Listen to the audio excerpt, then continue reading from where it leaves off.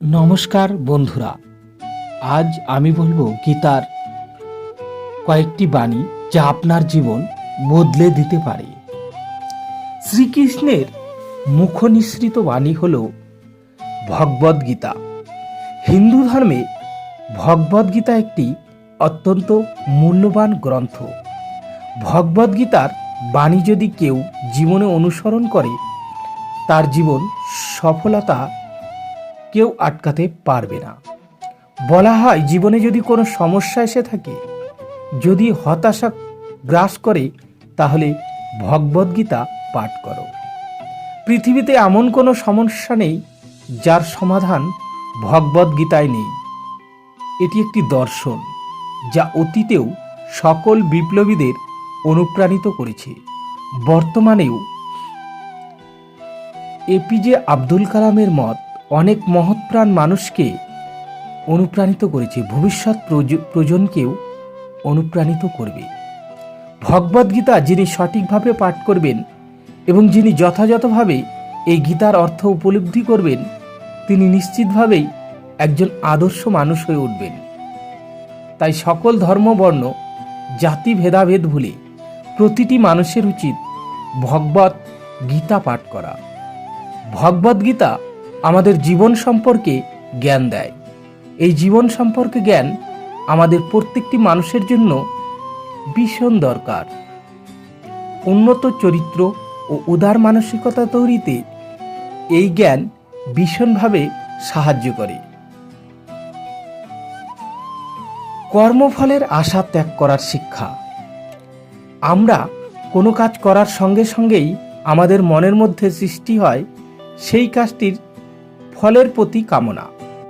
যেমন ধরুন, আপনি চাকরির পরীক্ষা দেওয়ার সঙ্গে সঙ্গেই ভেবে নিয়েছেন চাকরিটি আপনি পাচ্ছেন। পরীক্ষার ফলাফলে দেখা গেল লিস্টে আপনার নাম নেই, শেষের দিকেও। তখন আপনার মন হতাশায় ভরে উঠবে। পরবর্তীতে চাকরির পরীক্ষা নেওয়ার মতো মনের জোর আপনি হারিয়ে ফেলবেন। তাই ভগবদ্গীতা বলে, কর্মফলের আশা ত্যাগ করে কর্ম করে যাওয়া উচিত। কারণ কর্মের ফল আমাদের হাতে থাকে না, একমাত্র কর্মই আমাদের হাতে থাকে। তাই কর্মফলকে আমরা নিয়ন্ত্রণ করতে পারি না। কর্মফলের আশা ত্যাগ করি যদি আমরা একই কর্ম বারবার করে যাই, তাহলে জীবনে বিফলতা এলেও আমরা ভারাক্রান্ত হব না। আর এইভাবে আশা ত্যাগ করে কর্ম করতে করতে একদিন আমরা সফল হবই। জীবনে শান্তি আসবে কিভাবে? ভগবদ্গীতায় বলা হচ্ছে যে হিংসা, লোভ, কামনা, বাসনা ত্যাগ করলে আপনি জীবনে শান্তি খুঁজে পাবেন। প্রকৃতপক্ষে আমরা তখনই অসুখী হই যখন আমরা নিজেদের জীবনের সঙ্গে অন্য কারোর জীবনের তুলনা করি।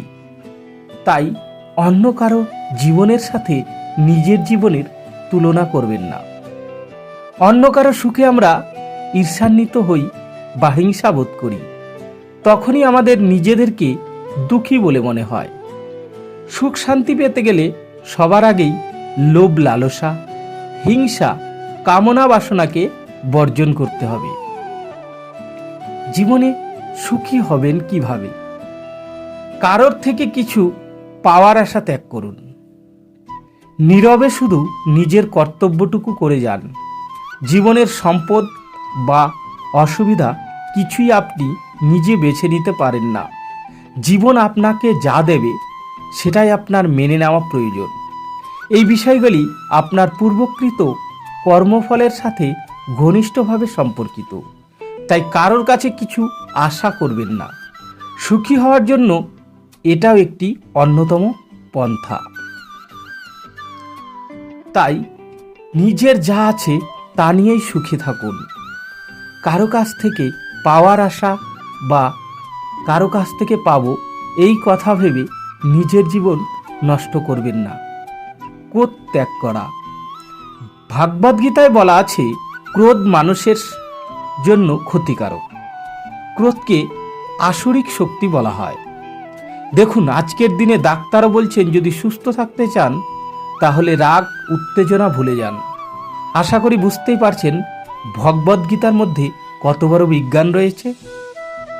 তাই নিজের ক্রোধকে সবসময় সংযত রাখুন। কর্মের তাৎপর্য উপলব্ধি করা। ভগবদ্গীতায় বলা হচ্ছে, প্রতিটি মানুষের নিজ নিজ ও কর্ম অনুসারে ফল ভোগ করে। তাই সৎ ব্যক্তিদের জীবনে দুঃখ দেখে কখনো অসৎ জীবন ধারণ করা উচিত নয়। মনে রাখবেন, সৎ জীবনযাপন করাটাই হলো সুখের, শান্তির।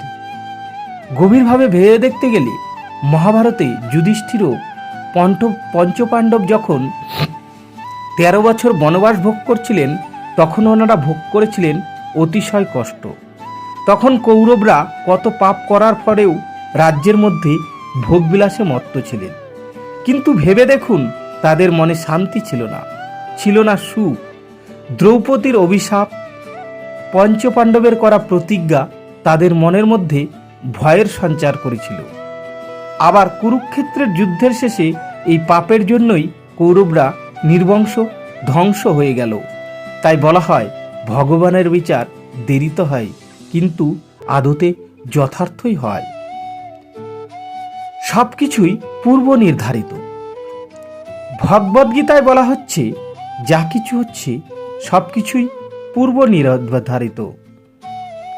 বলা হয় যে পরমেশ্বর ভগবানের ইচ্ছা ছাড়া গাছের একটি পাতাও নড়ে না, বা একটি পশুও কিছু খায় না। তাই যা হচ্ছে সবকিছুই মঙ্গলময়। হয়তো আপনি তার খারাপ প্রভাবটি দেখছেন, মঙ্গলময় প্রভাবটি দেখতে পাচ্ছেন না। কিন্তু একটা দীর্ঘ সময় যাওয়ার পর একটি খারাপ ঘটনার মধ্যে দিয়েও আপনি ভালো প্রভাব দেখতে পাবেন। যেমন ধরুন, কোনো বন্ধু আপনার সাথে বিশ্বাসঘাতকতা করলো। আপনি ভাববেন যে এটি আপনার সাথে খুব খারাপ হলো, কিন্তু ভেবে দেখুন, আজ যে বন্ধুটি দ্বারা আপনার ছোট ক্ষতি হলো, ভবিষ্যতে সেই বন্ধুটি আপনার আরো বড় কোনো ক্ষতি করতে পারত। তার আগেই ঈশ্বর আপনাকে সচেতন করে দিলেন। আপনি যা অনিষ্ট ভাবছেন তা আসলে আপনার মঙ্গলের জন্যই। অন্যায়ের বিরুদ্ধে প্রতিবাদ করা। ভগবদ্গীতায় বলা হয় যে অন্যায় দেখতে গেলে অবশ্যই প্রতিবাদ করতে হবে, অন্যায়ের বিরুদ্ধে গর্জে উঠতে হবে।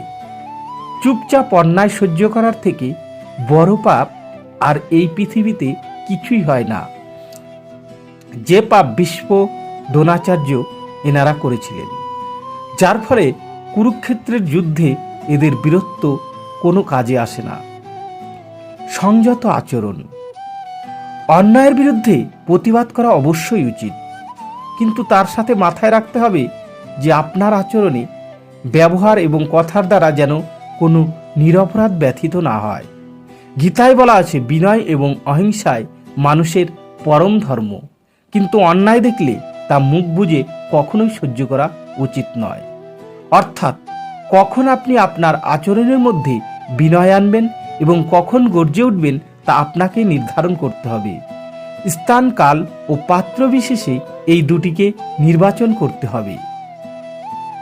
দুর্মুখের সাথে যেমন বিনয় চলবে না, তেমনি স্বভাবত দুর্বল চিত্তের সাথে রূঢ় আচরণ করাও চলবে না। অর্থাৎ আপনার যাবতীয় আচরণকে সংযত করার শিক্ষা দেওয়া হয় ভগবদ্গীতায়।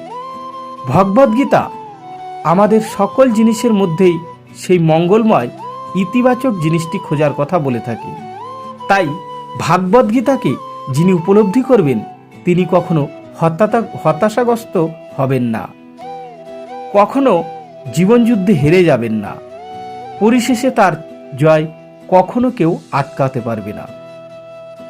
জয় শ্রী রাধা গোবিন্দ। হরে কৃষ্ণ কৃষ্ণ কৃষ্ণ হরে হরে, হরে রাম রাম রাম হরে হরে।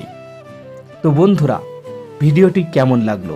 যদি ভালো লেগে থাকে অবশ্যই লাইক করবেন, আর এই চ্যানেলে যারা নতুন তারা অবশ্যই চ্যানেলটিকে সাবস্ক্রাইব করে সঙ্গে থাকবেন নতুন নতুন ভিডিও পাওয়ার জন্য। ধন্যবাদ সবাইকে। আজকের মতো এ পর্যন্তই। দেখা হবে পরবর্তী ভিডিওতে।